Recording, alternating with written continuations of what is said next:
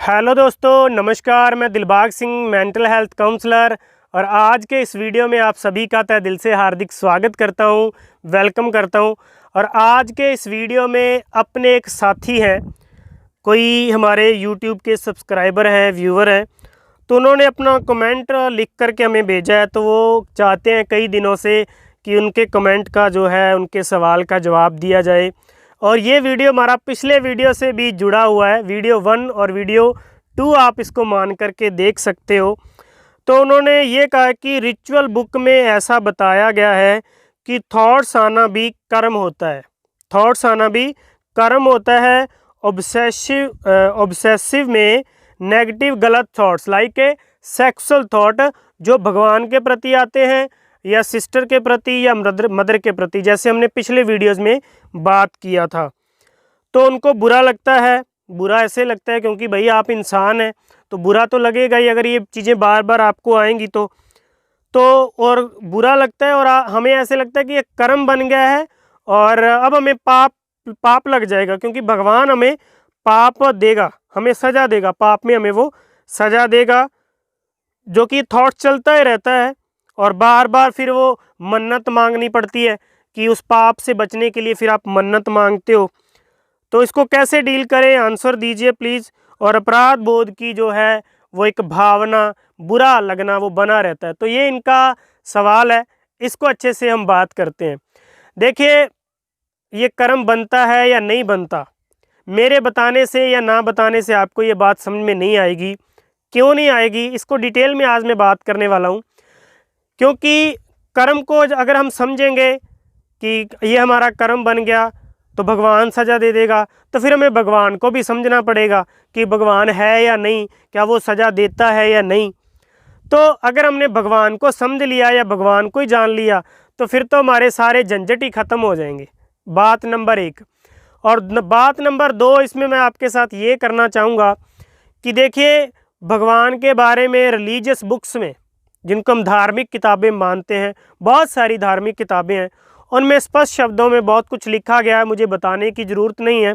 लेकिन उनको अगर भगवान को मिलना होता, भगवान को हम जान सकते, तो उन किताबों को पढ़कर भी जान सकते थे, लेकिन हम नहीं जान पाए क्योंकि हम बुद्धि से काम करते हैं। ये बुद्धि जो दिमाग है, हम इससे सब कुछ जानना चाहते हैं, तो इससे एक इन्फॉर्मेशन तो मिल जाएगी, एक जानकारी तो हमें सबको मिल जाएगी, लेकिन हम उस रियलिटी तक, उस एहसास तक, उस भावना तक नहीं पहुंच पाएंगे जो एक्चुअल में गॉड है।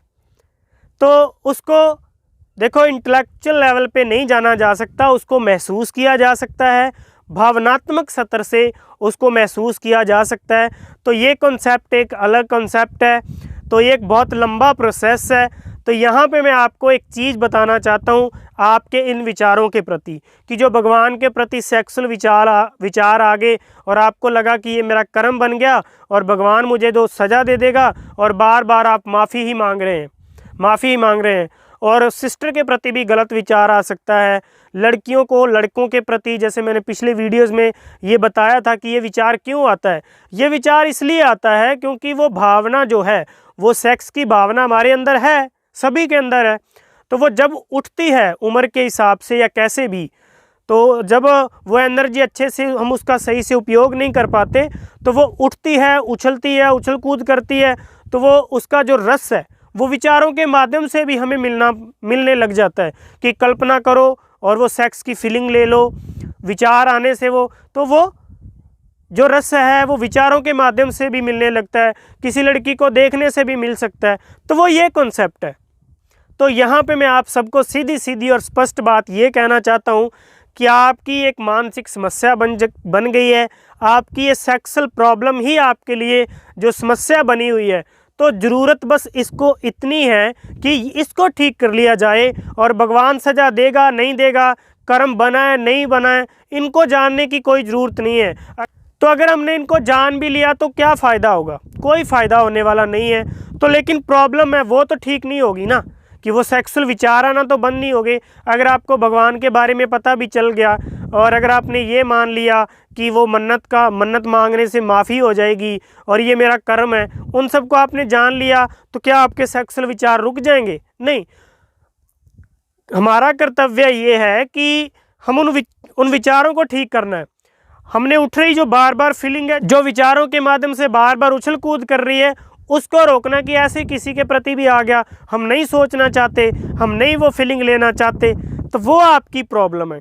देखो, उस प्रॉब्लम को ठीक किया जा सकता है। मैंने पिछले वीडियोस में भी बताया था और अब भी मैं बता रहा हूँ कि मेडिटेशन आपको शुरू करना पड़ेगा और सेक्सुअल एक्टिविटीज़ को आपको दबाना नहीं है, और इस एनर्जी को आप किसी काम में यूज़ करिए। किस तरीके से यूज़ करिए वो पूरी डिटेल अच्छे से समझने के लिए, अपने ऊपर काम करने के लिए, खुद के ऊपर काम करने के लिए आपको दिए गए नंबर के ऊपर बात मेरे साथ करनी होगी। और काउंसलिंग से, थेरेपी से और अपने उस इनर वर्ल्ड को, अंदर की दुनिया को हम समझ करके, साथ में मिल कर के काम करके इस समस्या को ख़त्म कर सकते हैं। ये मेरा आपसे प्रॉमिस है। तो इस कर्म फिलॉसफी में, इस मन्नत की फ़िलॉसफी में पढ़ने की कोई ज़रूरत नहीं है।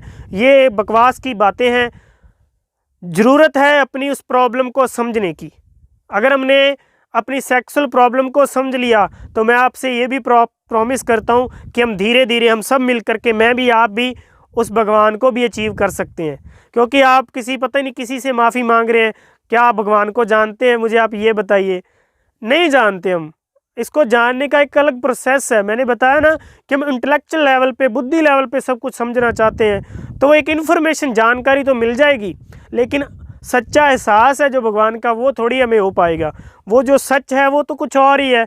तो उसको जानने के लिए हमें महात्मा बुद्ध, महावीर, बाबा नानक जी, बहुत अच्छे अच्छे लोग हुए हैं जो गुरु हैं, जिनको आज मान रहे हैं हम, तो उनको हमें मानना पड़ेगा, उनकी शरण में जाना पड़ेगा। तो वो एक अलग कॉन्सेप्ट है, उसको छोड़ दीजिए। पहले हम इसकी प्रॉब्लम को तो सॉल्व करें ना। तो इसकी प्रॉब्लम को आप सॉल्व करो। तो आज के इस वीडियो में इतना ही। अगर आपकी कोई भी मानसिक समस्या है, OCD, depression, anxiety, fear, phobia, कोई भी मन की समस्या है, जो परेशान है, चिंतित है, परिवार में कोई दिक्कत है, तो आप मेरे दिए गए नंबर के ऊपर फ़ोन करके आप अपनी काउंसलिंग क्लास लेके, बात करके, कुछ तरीके हैं वो मैं आपके साथ साझा करूंगा, चाहे वो मेडिटेशन है या कोई थेरेपी का कोई तरीका है, उसको आप सीख के अपनी लाइफ को अच्छा बना सकते हैं। धन्यवाद, थैंक यू, शुक्रिया।